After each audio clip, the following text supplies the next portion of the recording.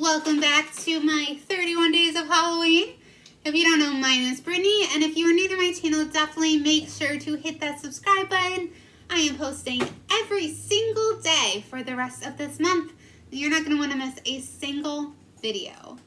So today, we are actually going to be talking about Charlie No Face. And, you know, this is one of those cases where you definitely can't judge a book by its cover. So when I first saw a picture of Charlie No Face, I was scared. And I'm going to admit that, because I never want to lie to you guys, but I was scared. And it is that's Sebastian. It is very creepy,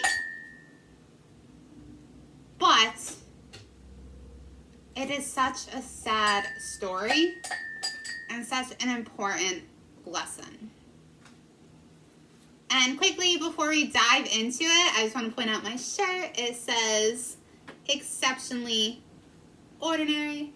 And it's a quote by Luna Lovegood, which is my second favorite character in Harry Potter. My first favorite character is Dobby. I can't even watch the last part of Deathly Hallows Part 1 because of what happens to Dobby. So Dobby is definitely my favorite character, but Luna is my second favorite. So anyways, let's dive into this tale. So there's many different things that people would say. There was things that he was said. There are people that said that he was nearly burned alive, that his face melted like a candle wax, and that he might have been struck by lightning as a boy and could have been turned radioactive green by an accident at the Duquesne power plant. Some even said he was a specter, doomed to stalk desolate Pennsylvania highways for all of eternity. Now, like any urban legend and any story in general, the details change depending on who's telling it. It's essentially like a game of telephone. When you start, you get the truth. But the details kind of get muddled along the way. And by the end, you have a completely different story. Now, everyone growing up in Pittsburgh knew the story of the Green Man, the monster of Beaver County, or Charlie No Face. Now, what really happened was in early August 1919, 8-year-old Ray Robinson was walking with his sister and a few friends in New Castle, Pennsylvania, when they noticed a bird's nest perched on top of a tree next to an abandoned trolley trestle. Now, they wanted to get a closer look, so Ray climbed up, but he accidentally touched a wire that had once powered the trolley. Now, almost a year earlier, before Ray had touched this wire, another boy who had touched the same wire actually died after 2 painful weeks. But the power line was still active when Ray touched it. Now, he was severely electrocuted and somehow lived. His nose, lips, ears, eyes were all gone or misshapen. His arms were maimed. One of his hands got blown clean off. And his suffering is completely unimaginable. Doctors were marveled at the fact that Ray survived, but after suffering something like that, you don't really have much of a life after that, especially in the world that we live in. So Ray wasn't exactly mistreated, but he did get isolated and ostracized. And this happened even by his own family. His family would even eat separately from him, which is awful. Like, I get that might be a hard sight to see, and especially because, you know, that was your little boy, but it's still your little boy, no matter what. Like, I can't imagine not wanting to eat with your child because of such a terrible accident. Sorry, I'm like tearing up. Oh my gosh. Sorry. But Ray tried to make the best of it. I don't know why I'm so emotional right now. So Ray was an avid baseball fan. He listened to every game that he could pick up on his radio. He learned to read Braille, which is actually pretty impressive, and how to make wallets and doormats out of old tires. When he became a man, his family actually fashioned him an apartment out of their garage. Now, he managed to basically dodge people until he started to become bored. And he was just craving life from the prison that he was in. Like, he wasn't beaten or anything, but he was just alone. So he started walking local highways, and he was always alone, and he always walked them at night. Now, there was a tunnel called Piney Fork Tunnel, which became known as Green Man Tunnel. Now, Ray began having a reputation for walking along Route 351 and the neighboring roads in Beaver County. So the way that he looked obviously got some attention. And rumors spread, and people actually began trying to seek him out. And for many, he embraced that. Like, he loved talking to people. He loved to smoke. He loved to drink beer.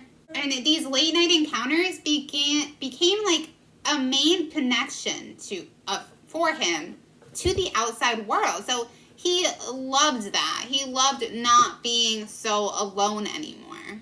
But unfortunately, not everyone was so kind, and it wasn't always a good encounter. Now, people would beat him up.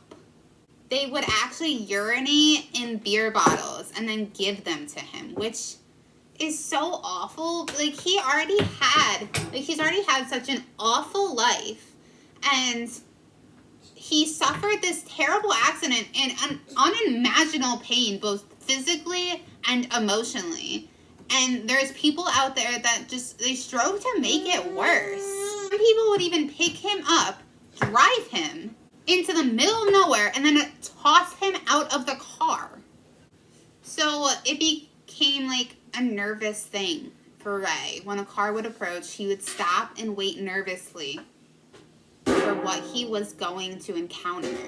Like I said, not everybody he encountered was bad, but like, he had some great connections with and experiences with some of these people and great conversations and stuff, but other people, they just treated him so bad, so he became fearful. The sound of tires and engines actually began to make him skittish. And rumor had it that Ray even carried a pistol in his belt after one particularly nasty encounter. Now, Ray was known as the Green Man, and the reason why he was known as the Green Man was because of being so badly electrocuted. His nose was basically an open wound for his entire life. It would get infected a lot, and it would turn green, so that sucks. It's so insulting because, like, there's nothing he could do for that. I mean, nowadays, I know that there's a lot of, like, if you get badly burned, there's a lot of times you can get, like, facial reconstruction and stuff, but since this was, like, a while ago, I don't know how advanced it was back then, or if they had insurance that would cover things like that, so it's really sad that he had to live like that, and I'm sure that was quite painful, too. Like, the infection and stuff. Like, obviously, the whole thing was painful, but repeatedly getting that infection. Now, the biggest thing is people need to understand that Ray is a human being. He is a real person. And even though he looked the way that he did, like, he was so kind. Now, many people loved Ray. And to take him a beer and cigarettes, he stopped taking unopened beer from people because of the encounters of people urinating in his beer. So it's probably smart that he started not taking open beers from people. But like, there were some nights where 100 cars would show up along Copple Gailey Road just looking for Ray. Now, Ray walked the road for 30 years. And eventually he was moved to a nursing home where he passed in 1985. Now Ray was very loved and he was visited in the nursing home by people and had many blessed encounters, and I think that kind of shows how there's both good and bad in the world, because so many people were so kind, but then there were other people that were just cruel and nasty. And I know that this isn't particularly a scary story for 31 Days of Halloween, but it is a really important message, and a lot of people were very fearful of him. In the beginning, when they first met him, they were scared because of the way he looked.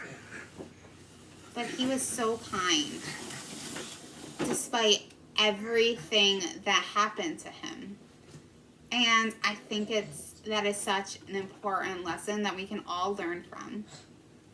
So, because of this urban legend, it's said that his spirit, like, still walks the road, and, like, that you can still, with the urban legend, it said that you can still encounter the Green Man.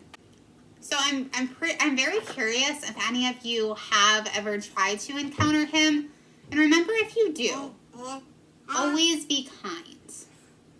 And that's this thing with all paranormal things. Like, you don't want to sit there and call them names and try to bait them with negative energy and, like, offend them just so you get that reaction. You want to be loving and caring, and you want to show that you respect them.